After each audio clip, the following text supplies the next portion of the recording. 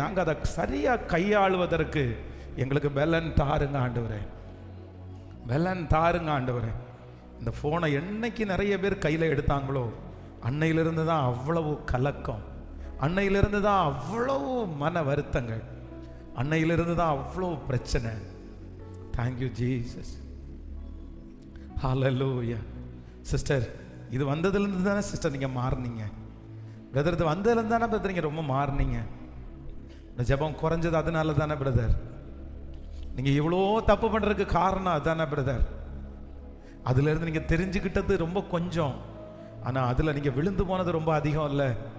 அதனால் எல்லாருமே ஒருவேளை அந்த மொபைலை கையில் வச்சுருந்தா கூட நீங்கள் அதில் ஒரு தீர்மானத்தோடு இன்றைக்கி போங்க. கவனிங்க, ஒரு 3 காரியத்தை சொன்னேன். நம்பர் 1, முதலாவதாக லிமிட்.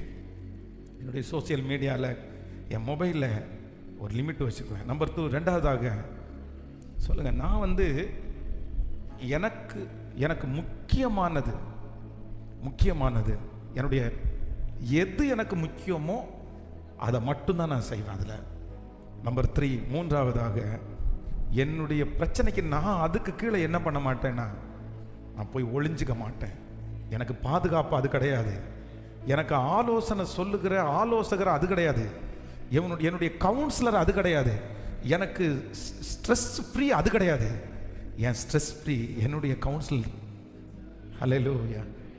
சங்கீதக்காரன் ஐயா தாவீது சொல்லும்போது சொல்கிறார், அவருடைய சாயலிலே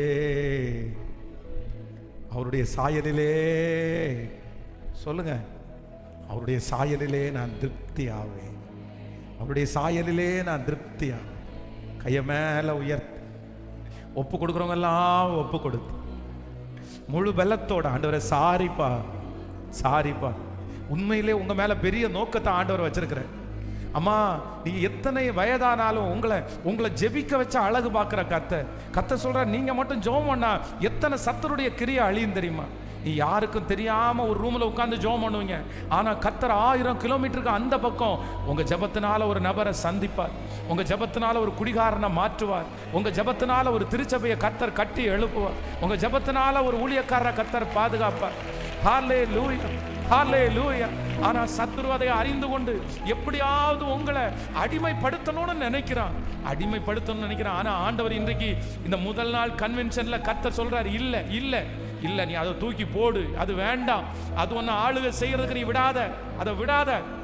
இல்ல, கர்த்தர் உங்களை கொண்டு வந்து நிறுத்து, நீ ஆண்டு கொள்ளுவாய், நீங்க தான் அந்த இடத்துல ராஜா, நீங்க தான்